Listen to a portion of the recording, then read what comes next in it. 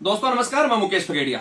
जैसा कि हम सब जानते हैं कि अपना तारानगर शहर शांत प्रिय, शिक्षा नगरी और आपस में भाईचारे के लिए पेश किया जाता है।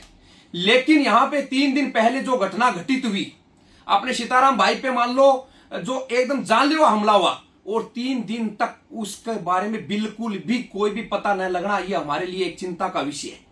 अगर ऐसे इस प्रकार इस घटना को जो अंजाम दिया गया और जिसने भी जो अंजाम दिया, अगर उसके तह तक अगर हम नहीं पहुंच पा रहे हैं तो दोबारा शुरुआत और किसी से भी होगी, क्योंकि अपराधियों के हौसले बुलंद होंगे।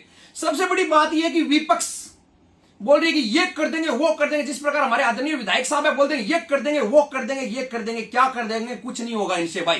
क्योंकि इसलिए ये लोग नहीं कर रहे विपक्ष के नेता, क्योंकि इनका भूतकाल अच्छा नहीं है, इनके भी पर्दे, इनके भी राज।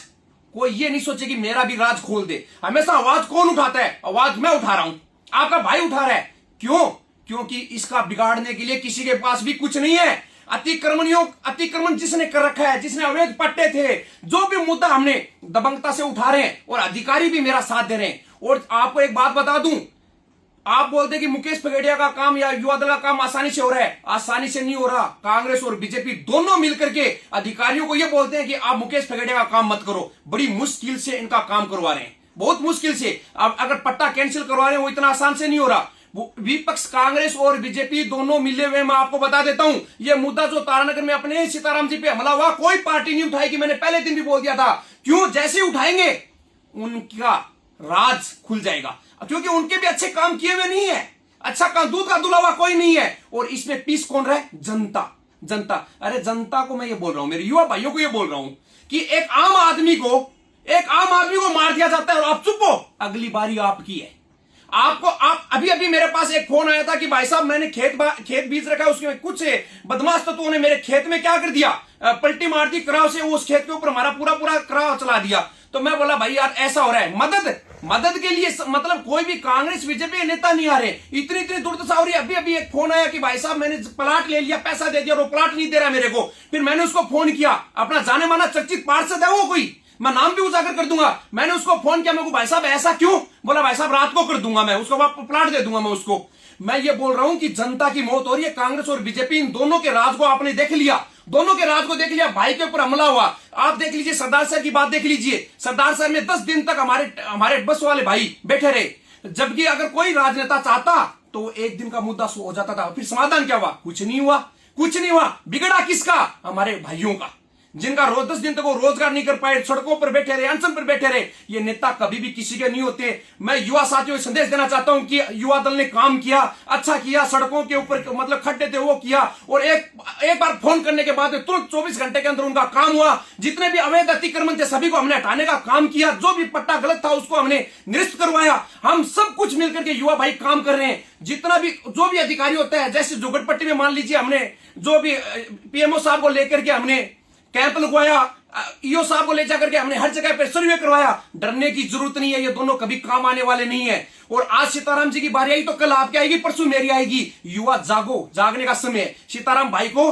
हम युवा मिलकर के न्याय दिलाएंगे।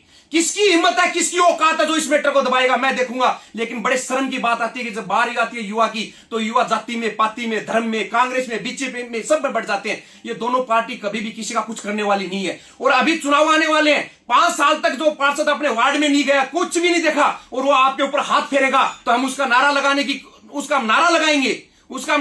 कोशिश करेंगे। तो कैसे होगा बदलाव कैसे होगा? ये मेरे को बताइए। आपका भाई आपके साथ आवाज से खड़ा है। डरने की जरूरत नहीं है, न कांग्रेस न बीजेपी, डरने की जरूरत नहीं है। और हम आज इस तय के ऊपर आ गए कि हम इनके दोनों पार्टियों के सहयोग के बिना हम काम करवा रहे हैं।